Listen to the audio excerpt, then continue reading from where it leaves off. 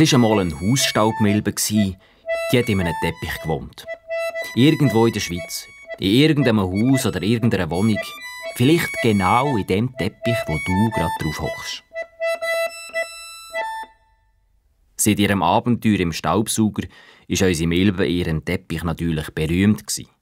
Überall, auch im hintersten Ecken von dem Teppich, ist sie ständig angesprochen worden. «Sorry, aber bist du nicht die Milbe, die im Staubsauger...» Alle haben etwas von ihr wollen. Jedem hat sie das Abenteuer zum 100. Mal müssen in allen Details erzählen. Das ist ihr irgendwann einfach zu viel geworden. Und sie hat einfach nur noch weg wollen. Einfach weg. Weg von dem Teppich. Aber woher?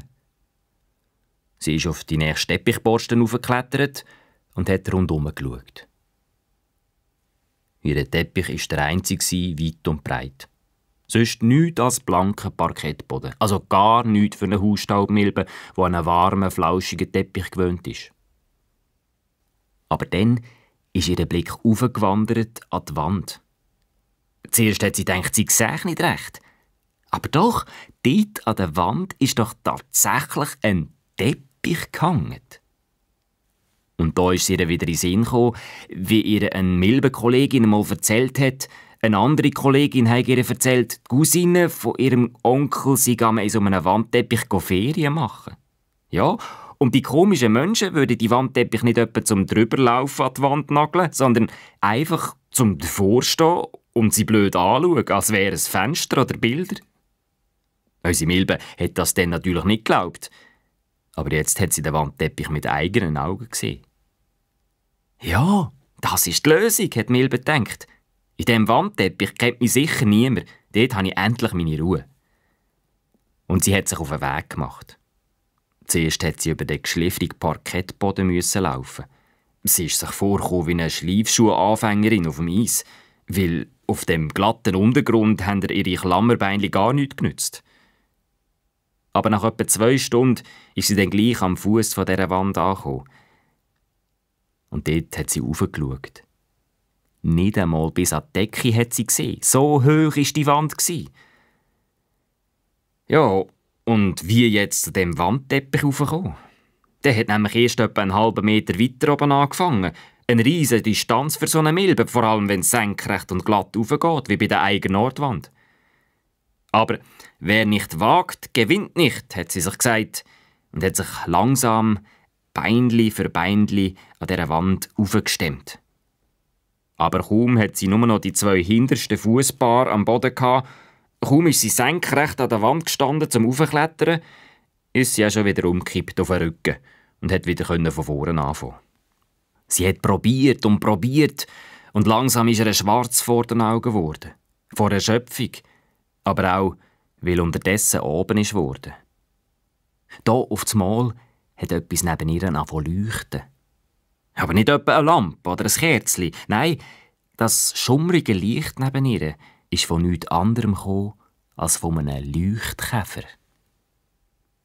«Hallo, wer bist du?» hat Milbe gefragt. Sie hat noch nie einen Leuchtkäfer gesehen. «Wer ich bin? Siehst du doch, ich bin ein Leuchtkäfer», hat er gesagt. «Ein Leuchtkäfer? Also, ein echtes Glühwürmli?» Ja, Glühwürmli. Aber Leuchtkäfer gehören mir lieber, verstehst du? Und du bist meine ein Hausstaubmilbe, so wie du es siehst, hä? Was hast denn du da an der Wand unten verloren? Ich will zu dem Wandteppich hochklettern.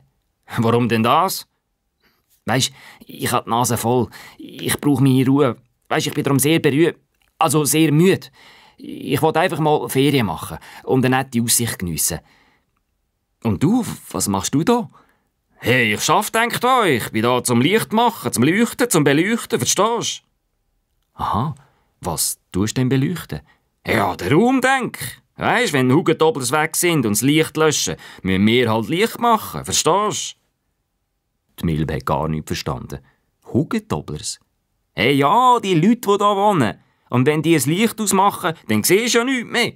Also, all die Tiere, die halt auch noch hier wohnen, verstehst du? Das Büsi und das Meersäuli und der Hund und die Mucke und die Flüge und die Spinnen.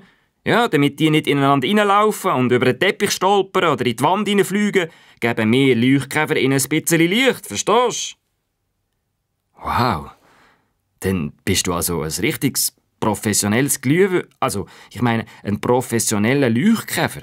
Ja, genau. Und alles ohne Strom. Ich gebe umweltfreundliches Licht, hat der Leuchtkäfer voller Stolz gesagt. Und machst du das ganz allein? Nein, wir sind ein Team. Je nachdem, wie hell der Mond reinscheint, braucht es alle von uns oder nur ein paar, verstehst du? Wolken vor dem Mond, alle auf 100%, hat da plötzlich einer von oben runter befohlen. Oh, das ist der Chef-Leuchtkäfer. Achtung! Und auf einmal ist der Raum ein ganzes Stück heller geworden, weil auf das Kommando hin sind etwa 20 Leuchtkäfer angegangen.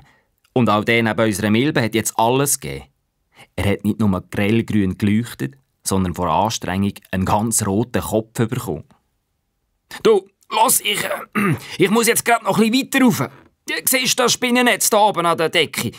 Das braucht noch ein bisschen mehr Licht, weil dort oben wohnt eine alte Spinne, die sieht nicht mehr so gut, verstehst du? Du, warte schnell, lieber Leuchtkäfer. Wenn du dort rauf musst, kannst du mich nicht ein Stückchen mitnehmen, zum Wandteppich rauf. Es ist halt schon recht steil für mich, verstehst du? Ich darf im Dienst eigentlich niemand mitreiten. Aber weil du es bist, steig auf. So ist unsere Milbe jetzt bequem auf dem Rücken von dem Profi-Leuchtkäfer mitgeflogen.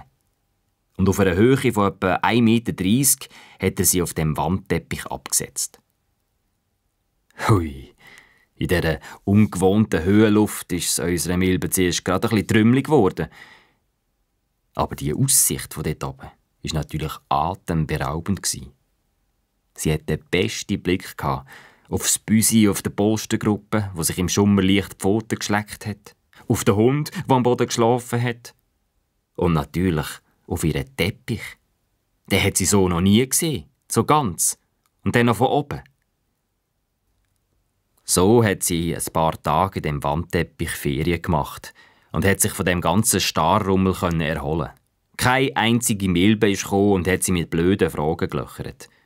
Ganz einfach, weil sie dem Wandteppich ausser ihr keine einzige Milbe hatte. Aber leider auch kein Futter. Keine einzige feine Menschenschuppe war in diesem Wandteppich zu finden. Langsam aber sicher hat unsere Milben aber Hunger bekommen. Und wenn sie ehrlich war, hätte sie sich kaum erwarten, ihren Kollegen von ihrem zweiten Abenteuer zu erzählen.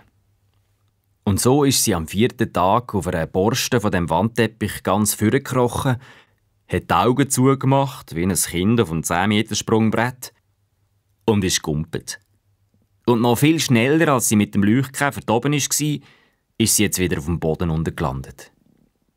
Sie ist in ihren Teppich zurückgekehrt und ist dort von der ganzen Milbenschar wieder wie eine Heldin empfangen worden. Und alle haben wieder gebannt zugelassen, wo sie ihr Abenteuer mit dem Leuchtkäfer erzählt hat. Und manche Milbe hat gefunden, sie sei eigentlich auch reif für die Ferien.